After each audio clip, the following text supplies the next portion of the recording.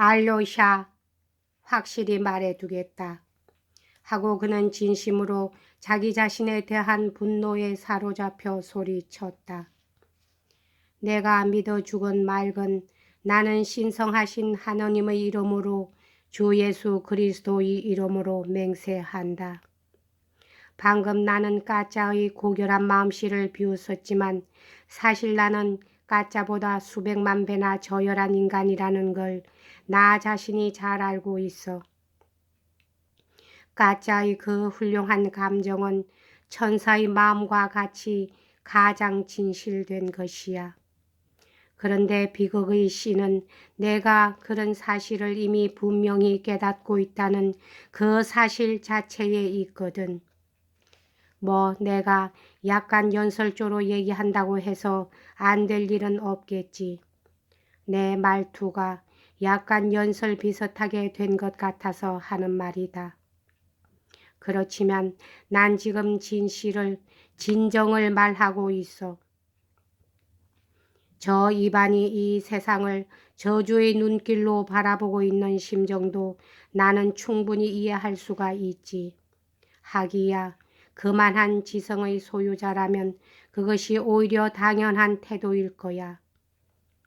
그런데 실제로 선택을 받은 사람은 대체 누구냐?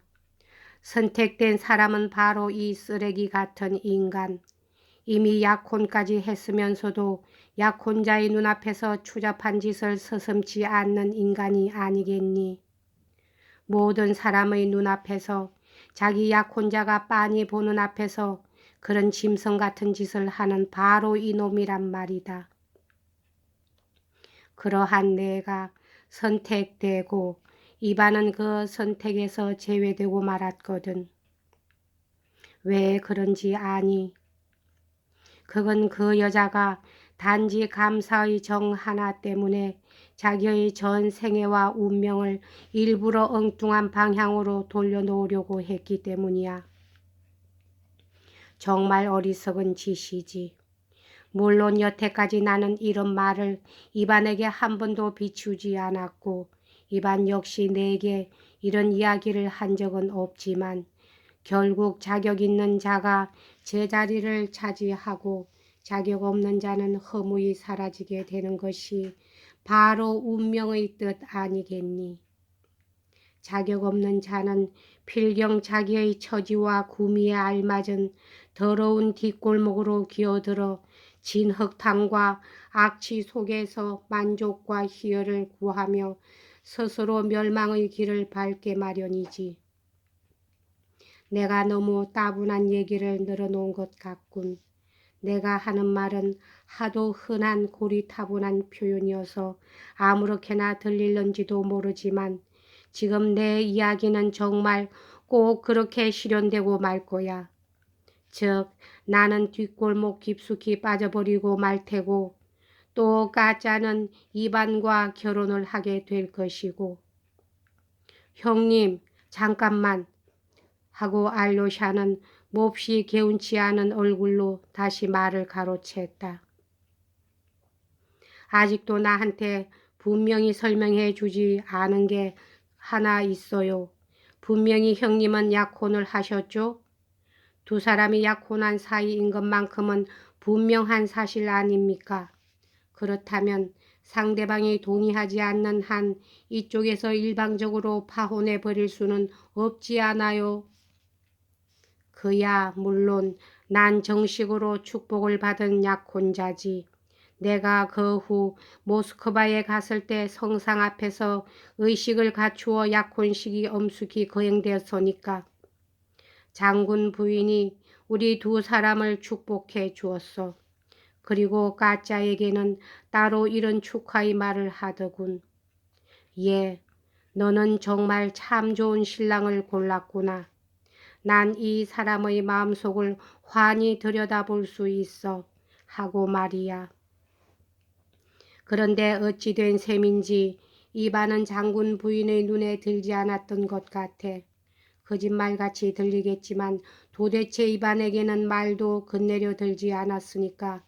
그건 그렇고 나는 모스크바에서 가짜와 많은 이야기를 했어.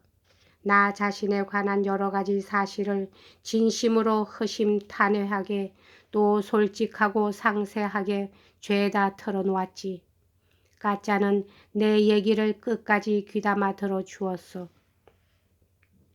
그 얼굴엔 귀여운 당혹의 빛, 그러나 입에는 부드러운 위로의 말들이, 아니 하긴 좀 강경한 말도 있기는 했지. 가짜는 즉시 앞으로는 몸가짐을 고쳐야 한다는 어려운 약속을 나한테 요구했으니까 말이야. 나는 약속을 했어. 그런데 지금 어떻다는 거죠? 그런데 지금 나는 너를 불러서 여기로 데려왔거든. 바로 오늘이란 날짜를 잘 기억해 주렴. 바로 오늘 나는 너를 까체리나에게 보내려는 거야. 무슨 용무로? 나는 앞으로 절대 그 집에 가지 않겠다는 말을 대신 전해다오. 그런 말을 어떻게 할 수 있어요? 그러니까 나 대신 너를 보내려는 게 아니냐. 아무래도 내 입으로야 어떻게 그 말을 하겠니? 그럼 형님은 어디로 가시죠? 뒷골목이지. 저 그루센간의 집에? 하고 알로샤는 비통한 음성으로 손뼉을 탁 쳤다. 듣고 보니 라키친이 한 말이 거짓은 아니었군요. 나는 형님이 그저 두어 번 찾아다니다가 이젠 아주 발길을 끄는 줄만 알았었는데, 하긴 약혼한 몸으로 출입을 할 수 있는 곳은 아니지. 있을 수 없는 일이야. 더구나 가짜와 같은 약혼녀를 두고 모두가 보는 앞에서 어떻게 그따위 파렴치한 짓을 할 수 있겠니? 나에게도 염치라는 건 있으니까 말이다. 그렇지만 그루센카를 만나게 된 그 순간부터 나는 누구의 약혼자랄 수도 없고 또 염치를 아는 사람이랄 수도 없게 되어 버리고 말았거든. 그 점은 나 자신도 잘 알고 있지. 그런데 넌 왜 그런 눈으로 쳐다보고 있니? 사실은 처음엔 그 여자를 때려주려고 갔었단다. 아버지의 대리인인 그 퇴역배이 녀석이 내 어음을 그루센카에게 주어 나를 고소하라고 했다기에 갔던 거야. 요컨대 나한테 겁을 주어서 유산 문제에서 손을 떼도록 하려는 속셈이었지. 이게 근거가 있는 소문이란 건 나중에야 확인을 했지만 어쨌든 나를 협박하겠다는 수작이 아니고 뭐겠니. 그래서 나는 그루센카를 패주려고 살기 등등해서 달려갔던 거야. 하긴 그전에도 몇 번 그 계집을 본 적은 있지만 그때 무심코 지나버리고 말았었으니까.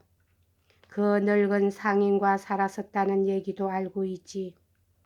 요즘엔 병이 들어서 골골하고 있는 형편인데 어쨌든 그루센카에게 꽤 많은 돈을 남겨주고 갈 모양이더라. 그 여자가 돈 버는데 부쩍 맛을 들여서 고리대금업을 하고 있다는 말도, 또 돈에 관한 한 바늘 한 개 들어갈 수 없을 정도로 인정사정 없는 악질이란 말도 죄다 들어서 알고 있었어. 그래서 아무래도 한번 늘씬하게 패주어야 하겠다고 찾아간 거지. 그런데 거기까지는 좋았었는데 결국 나는 그 여자 집에 그냥 주저앉아 버리게 되고 말았거든. 벼락에 맞았는지 열병에 걸렸는지 하여튼 그때 걸린 병이 아직까지도 낫지 않고 있는 거야. 물론 나도 이젠 모든 것이 끝장이 났다는 걸 잘 알고 있지. 이젠 돌이키기에는 이미 너무 때가 늦어버리고 말아서 그 어떠한 변화도 일어날 수가 없는 거야. 이제 그점 설명했으니 너도 사정이 어떻게 된 것인지는 알았겠지. 그런데 바로 그런 때에 뜻밖에도 거지나 다름없는 내 수중에 3천 루블이라는 거금이 갑자기 굴러 들어왔어. 그래서 나는 그루센카를 데리고 여기서 25베르스타쯤 떨어진 모르크예라는 마을로 놀러 갔었지. 거기에서 집시들을 부른다. 샴페인을 시킨다.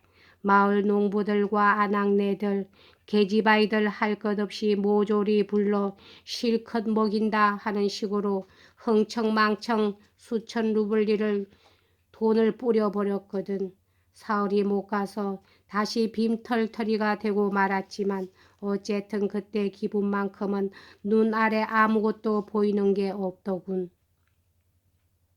그런데 너는 내가 그때 목적을 달성했을 거라고 생각하니? 천만에 어림도 없었어. 아무것도 주려고 하지 않았다니까. 너는 혹시 곡선미라는 걸 아니? 그루센까 이 몸에는 기막힌 곡선이 있지. 여기까지 하겠습니다.